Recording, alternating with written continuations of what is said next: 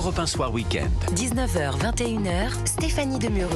Toujours en compagnie de Michel Fayad et Gilles Boussingault. On parlait il y a quelques instants avec mon invité Arnaud Benedetti de l'Algérie. Alors c'est vrai que quand on entend les experts, c'était pas une surprise, mais tout de même, ce Parlement algérien qui adopte une loi criminalisant la colonisation française. Alors en gros, l'Algérie veut des excuses officielles, des réparations, bon, comprendre des indemnisations.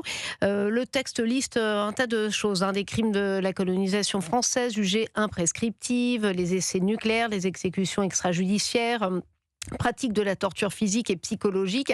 Alors le tout quelques années plus tard, puisque on le rappelle, la colonisation, c'est un euphémisme, a duré de 1830 à 1962. Comment doit-on interpréter cela, Gilles Boussingault ? Je pense que déjà, on avait salué une première fois, sans qu'on leur demande d'ailleurs, les élus français avaient salué cette chose-là, puisqu'on a débaptisé l'avenue Bugeaud en France. C'est vrai, à vous Paris. avez raison. Elle n'existe plus. Voilà. Donc c'est qu'en faisant ça, on fait le jeu du pouvoir algérien, c'est-à-dire qu'on se reconnaît soi-même coupable avant même de pouvoir réécrire, de revoir l'histoire un petit peu comment elle a été véritablement. Il y a évidemment derrière aussi... De toute façon, je pense que le président algérien se sait en position de force.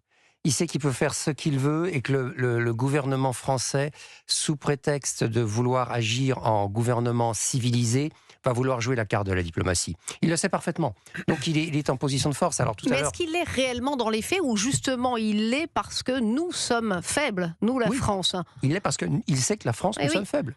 Il pense que nous sommes des personnes décadentes qui n'oseront rien faire contre lui. Il se sent très fort par rapport à nous. D'ailleurs, il suffit de voir simplement les aides substantielles que la France verse à l'Algérie chaque année. Par l'Agence du développement, c'est incroyable. Voilà, qui se chiffre par milliards. Je veux dire, voilà. Il y avait un rapport qui avait été commis par deux députés, dont un des députés aujourd'hui qui est Mathieu Lefebvre, qui est ministre délégué à la transition. Voilà, exactement.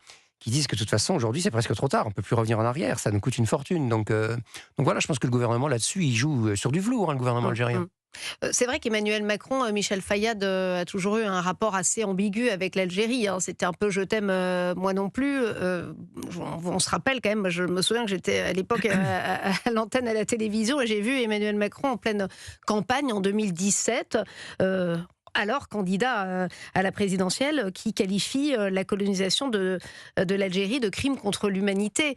C'est vrai que c'était quelque chose qui était un tournant à l'époque, pour ensuite finalement reconnaître la marocanité du Sahara occidental en faveur du Maroc, ce qui a été un véritable affront. Donc c'est vrai que c'était chaud-froid, et pour en arriver à cette situation aujourd'hui. Oui, soit c'est de la naïveté, soit c'est de la méconnaissance, soit je ne sais pas.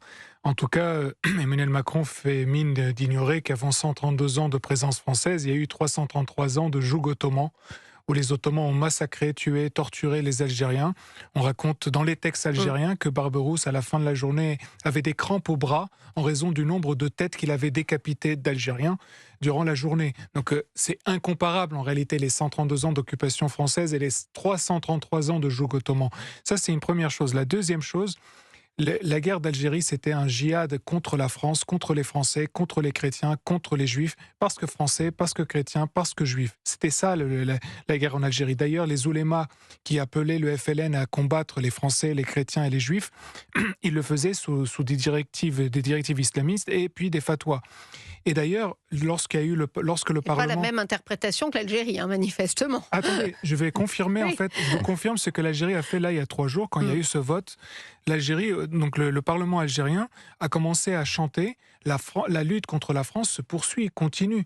Donc en réalité, ils vous disent très clairement, ce gouvernement algérien, ce régime algérien, que la lutte doit continuer, la lutte contre la France. Et le problème, c'est qu'en France, on a une ambassade, on a un consulat algérien sur notre sol, plus la grande mosquée de Paris qui relève de l'Algérie, du gouvernement algérien, et un certain nombre de réseaux de mosquées qui leur appartiennent. Or, s'il y a une lutte contre la France, comme le Parlement algérien est en train de le dire, alors se pose la question de qu'est-ce que font ces mosquées, qu'est-ce que font ce consulat et cette ambassade contre la France, puisque ce sont les relais de leur gouvernement. Ils obéissent à leur gouvernement.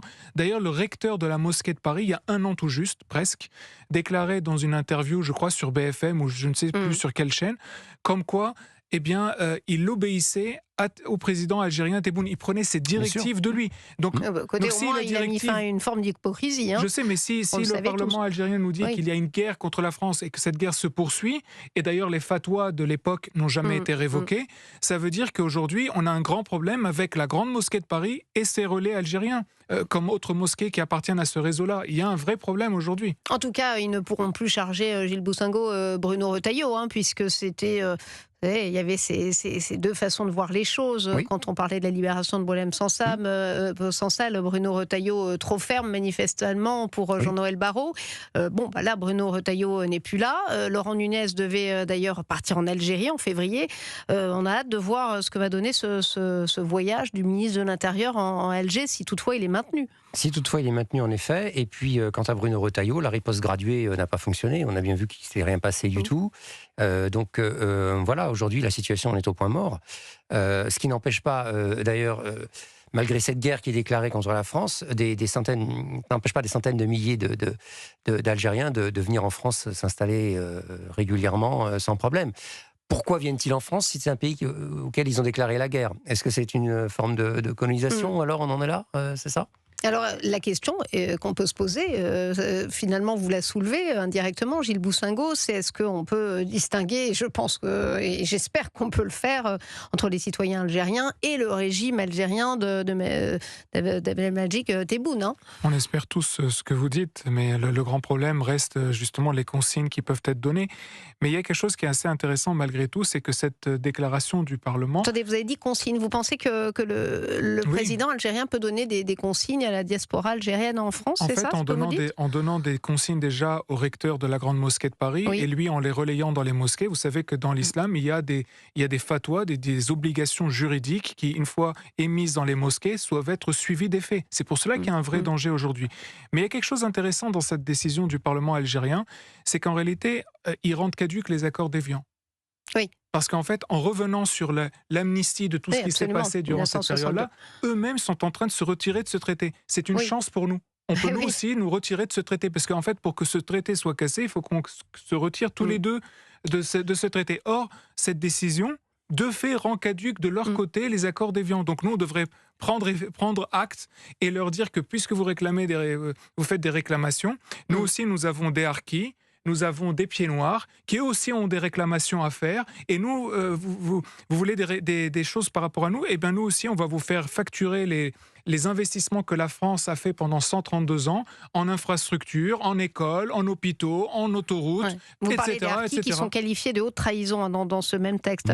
Oui, Gilles Boussingault, je voyais, regardez Michel Fayad, vous n'êtes peut-être pas d'accord? Parce qu'il se trouve que les accords d'Évian, c'est un accord international et que donc théoriquement, il prime sur toutes les lois. Donc du coup, la décision du Parlement ne remet pas en cause les accords c'est pas d'Évian. comment on voit en fait. Soit effectivement, comme vous dites, c'est un accord international et donc leur décision est nulle et non avenue. Voilà. Ou alors, on considère que c'est peut-être dans notre intérêt que leur décision est légale et du coup, nous, on prend acte et on se retire également Alors qui pourra arbitrer de cela c'est la question. Il y a encore les accords de 1968 qui sont à réformer également et Laurent Nunez souhaite s'y atteler. Mais enfin, on a hâte de voir la suite avec la fermeté française qui serait peut-être souhaitable parce que effectivement, c'est une provocation tout du moins.